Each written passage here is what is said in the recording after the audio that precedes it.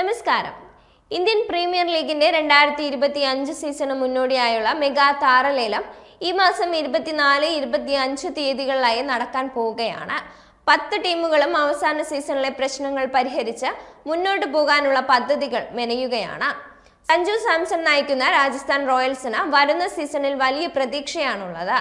രാഹുൽ ദ്രാവിഡ് പരിശീലക സ്ഥാനത്തേക്ക് എത്തിയതോടെ രാജസ്ഥാന്റെ പ്രതീക്ഷകൾ വാനോളം ഉയർന്നിരിക്കുകയാണ്. കുമാർ സംഘക്കാരെയും ടീമിന്റെ പരിശീലക സംഘത്തോടൊപ്പം തുടരുന്നുണ്ട്. ഇത്തവണ 6 താരങ്ങളെ നിലനിർത്തിയാണ് രാജസ്ഥാൻ ഇറങ്ങുന്നത്. സഞ്ജു സാംസൺ, യശസ്വി ജയ്സ്വാൾ, റിയാൻ പരാഗ്, ധ്രുവ് ജുറേൽ, ഷിംറോൺ ഹെറ്റ്മേയർ, സന്ദീപ് ശർമ്മ എന്നിവരെയാണ് രാജസ്ഥാൻ നിലനിർത്തിയിരിക്കുന്നത്. ലേലത്തിൽ ഏറ്റവും കുറവ് പണം പേഴ്സിലുള്ള ടീമായാണ് രാജസ്ഥാന്റെ വരവ്. എന്തായാലും അടിത്തറയെ നിലനിർത്തി ലേലത്തിലേക്ക് എത്തുന്ന രാജസ്ഥാന്റെ നീക്കങ്ങൾ എന്തൊക്കെയാവുമെന്നതാണ് കണ്ടറിയേണ്ടത്. എന്തായാലും ചില പ്രശ്നങ്ങൾ രാജസ്ഥാന് മുന്നിൽ ഇപ്പോഴും തലവേദനയായി നിൽക്കുകയാണ്. മെഗാ ലേലത്തിലൂടെയും രാജസ്ഥാൻ ഈ പ്രശ്നങ്ങൾ പരിഹരിക്കുക കടുപ്പമായിരിക്കുമെന്ന് പറയാം.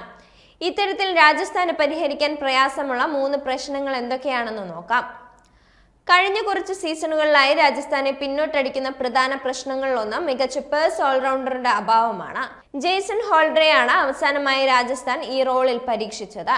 എന്നാൽ ഈ നീക്കം ദുരന്തമായി മാറിയിരുന്നു. വരുന്ന സീസണിൽ മികച്ചൊരു പേസ് ഓൾറൗണ്ടറെ രാജസ്ഥാൻ അത്യാവശ്യമാണ്. എന്നാൽ ഈ റോളിലേക്ക് ആരെ പരിഗണിക്കുമെന്നത് വലിയ ചോദ്യമാണ്. Sam Curran, Marco Jansen, Marcus Stoinis എന്നിവരൊക്കെയാണ് ലേലത്തിലെത്തുന്ന പ്രധാന പേസ് ഓൾറൗണ്ടർമാർ. ഇവരെ ടീമിലേക്ക് എത്തിക്കുക രാജസ്ഥാന് എളുപ്പമാവില്ല. കോടികൾ പ്രതിഫലം നൽകേണ്ടതായി വരും. ഇത്തവണ പേഴ്സിൽ ഏറ്റവും പണമുള്ള ടീമായി ലേലത്തിലേക്ക് എത്തുന്ന രാജസ്ഥാന് കാര്യങ്ങൾ കടുപ്പമാണെന്ന് തന്നെ പറയാം. സൂപ്പർ ഓൾറൗണ്ടർമാരെ ടീമിലേക്ക് കൊണ്ടുവരാൻ രാജസ്ഥാന് സാധിക്കാത്ത അവസ്ഥയും വരും. ഇതോടെ അടുത്ത സീസണിലും ഈ വിടവ് രാജസ്ഥാന് നികത്താൻ സാധിക്കാത്ത അവസ്ഥയാണ്.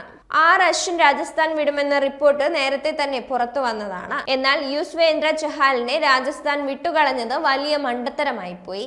മികച്ച കൈക്കുഴ സ്പിന്നർമാരെ സ്വന്തമാക്കാൻ രാജസ്ഥാന് സാധിക്കാത്ത അവസ്ഥ വരും.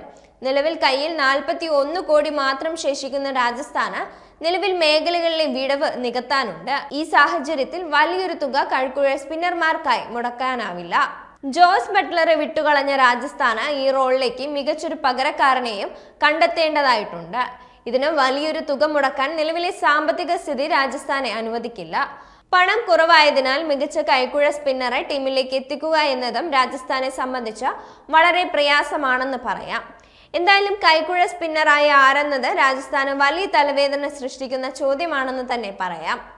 രാജസ്ഥാന്റെ പേസ് നിരയിലും നിരവധി വിടവുകൾ നികത്താനുണ്ട്.